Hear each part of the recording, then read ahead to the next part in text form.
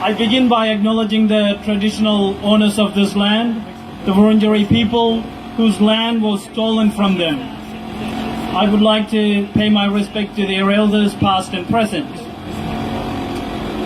We're all assembled here in Batman to send a message to our leaders that we can no longer maintain patience.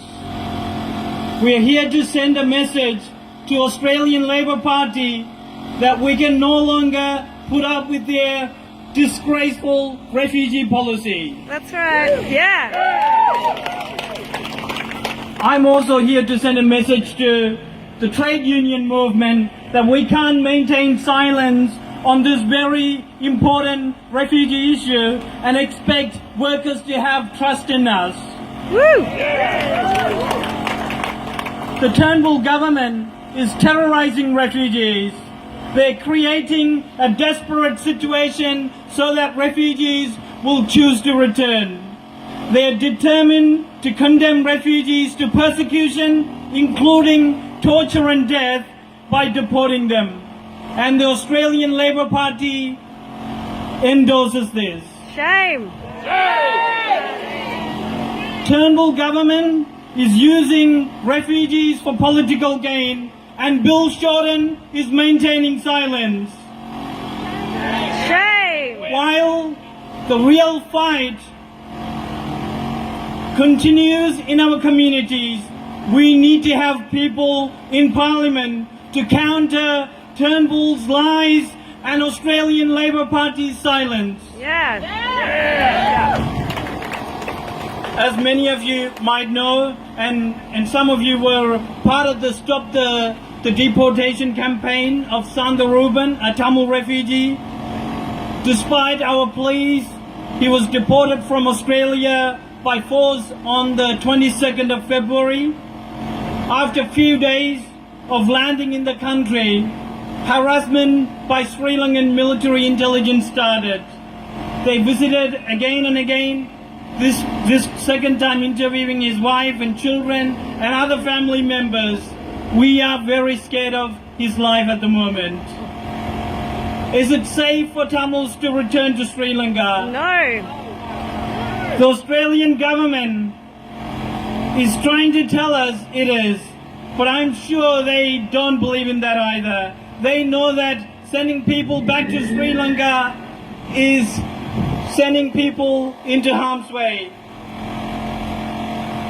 As just one example of the terror people in Sri Lanka is facing, this week hundreds of extreme Sinhala Buddhists poured into this central Sri Lankan district called Kandy and attacked and torched dozens of Muslim businesses, houses and mosques. The body of a 23-year-old Muslim man was found in a burned building.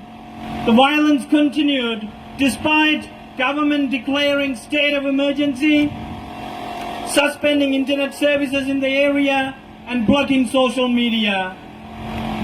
The local people have accused the police and army of inaction. This recent violence is not an isolated incident. The Sinhala Buddhist ideology denies the existence of people in Tamilulam and is working to destroy our homeland. And this is the situation of the country in which the Australian government is sending back refugees to. Shame. Sandha Ruben's deportation is only one of hundreds of deportations Tamils are likely to face in the coming days from Australia. The latest figures from IAA says that around 1,300 people from Sri Lanka, mostly Tamils, have had their cases rejected in the last 6 months. Shame. In the coming days, months and years, these people will face deportation as their appeals in the court system fail. Now, I would like to wrap up by sharing this developing story which the Tamil Refugee Council has put out a press release this morning. I have been in contact with a Tamil family yesterday. Nadesalingam and Piriya arrived by boat in 2012 and 2013 respectively. They got married here in Australia. They have 2 daughters, a 7-month-old baby and a 2.5-year-old born in Australia. Last Monday, in an early morning raid, around 20 police, border force officers and Serco guards stormed into their house and took the family into custody in central Queensland. Shame. Shame. This family was just given 10 minutes to gather their belongings. They were placed in 2 separate vans and driven to Gladstone Airport. The children travelled with Piriya, but in a separate section on the van. This is 7-month-old baby and a 3-year-old child. Despite their distress and their mother's pleas, were not allowed to sit with her. They were then flown to Melbourne and detained at Broadmeadows Detention Centre. Once detained in Melbourne, Piriya says that Border Force officers told them that if they don't sign voluntary deportation documents, they would be denied access to a phone, and she and her husband would be separated and sent back to Sri Lanka separately. Shame. For 2 days, they were denied access to phone, they were denied access to outside world, and as a result, they begged the authorities not to deport them, but on Tuesday afternoon, they relented and signed the documents. Make no mistake, if and when they are removed, it will not be voluntary.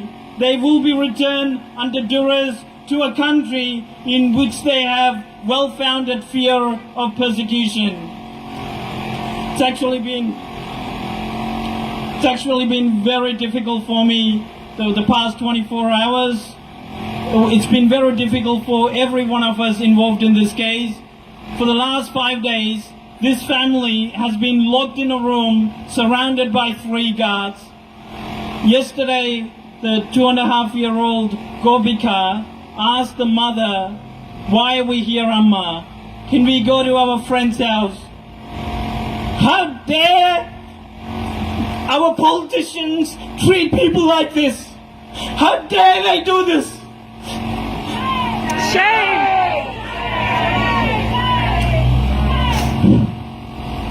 This is a state-sponsored terror. I call on the people of Australia to lead the fight back. As a trade unionist, I call on the union movement to take up this cause.